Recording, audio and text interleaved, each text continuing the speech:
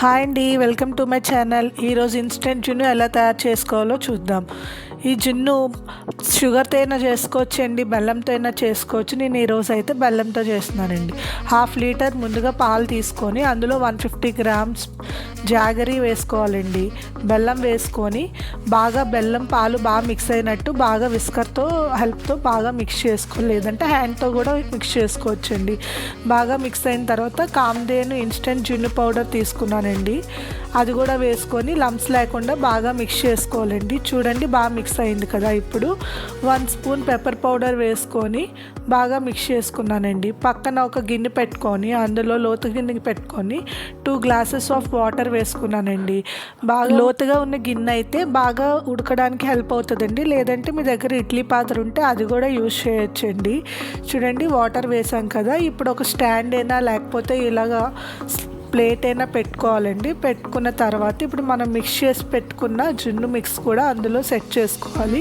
Set చేసుకున్న తర్వాత మనం ఒక చిన్న మూత, గిన్నెకి తగ్గట్టు చిన్న మూత పెట్టుకోవాలండి, ఎందుకంటే బయటికి ఆవిరిపోకుండా దాని సైజ్ మూత పెట్టుకోవాలి. పెట్టుకున్న తర్వాత మనం దానికి చూడండి, మన బాయిలింగ్ స్టేజ్లోకి వచ్చింది కదా. ఇప్పుడు దాన్ని మొత్తానికి కవర్ చేసుకోవాలండి. లిడ్ పెట్టుకొని ఒక వెయిట్ పెట్టుకోండి.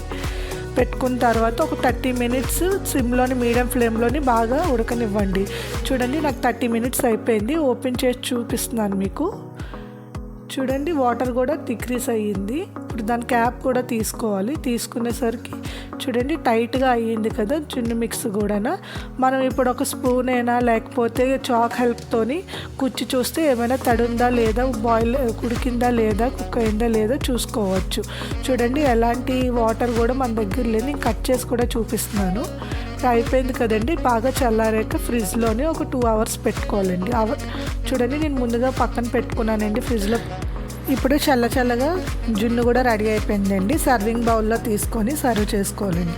మీరు కూడా ఈ జున్నుని ట్రై చేసి ఎలా వచ్చిందో కామెంట్ బాక్స్లో కామెంట్ పెట్టండి. ఇది ఏ సూపర్ మార్కెట్లో అయినా దొరుకుతుందండి. నేనైతే డీమార్ట్లో అవైలబుల్గా ఉందని తీసుకున్నానండి. మీరు కూడా అమెజాన్లోని కూడా ఈ జున్ను పౌడర్ దొరుకుతుందండి. చాలా టేస్టీగా ఉంటుంది. మీరు కూడా తప్పకుండా ట్రై చేయండి. Please like, share, subscribe my channel. Thank you everyone.